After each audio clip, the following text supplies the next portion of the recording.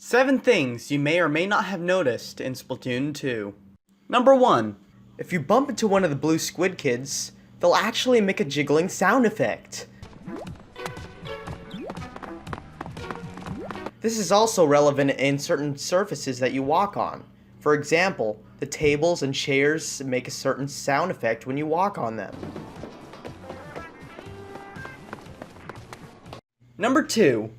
Every special or special weapons in Splatoon 2 are mostly just nerfed counterparts to that of the first game's special weapons. Don't believe me? Well, here's an example. The Tentamissiles. This special weapon fires 4 homing missiles at each opponent you target. In contrast, you have the Ink Strike from the first game. The Ink Strike allowed the player to fire off a missile, which would cause a great tornado explosion.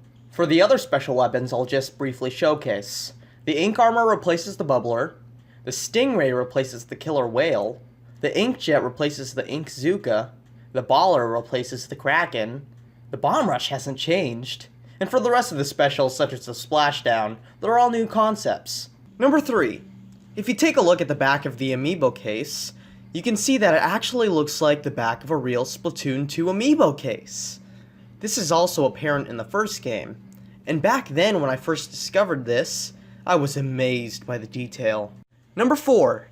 If you head over to Merch and stay near him long enough, you'll begin to hear the sound effects from the game he's playing.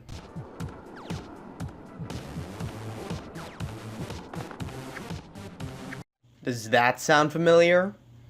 Well, it's because Merch is actually playing Squid Jump from the original Splatoon game. And my gosh, I think he's a real tryhard. Number 5. The Inkling language shares similarities to the Cyrillic and Latin alphabets. Other letters also resemble Japanese characters. Due to this, you can check out signs or anything that has text and attempt to read them. A good example of a legible sign is the on-air sign next to the window of the Off the Hook Girls. Number 6. If you go to the doors of the local Play Arcade area and look inside, you'll see the arcade machines. These arcade machines are actually all of the first game's arcade games. Many are also duplicated, so I'll run by the numbers in which each game was duplicated. There is 1 Squid Jump machine. There is 1 Squid Beats machine. There is 4 Squid Ball machines.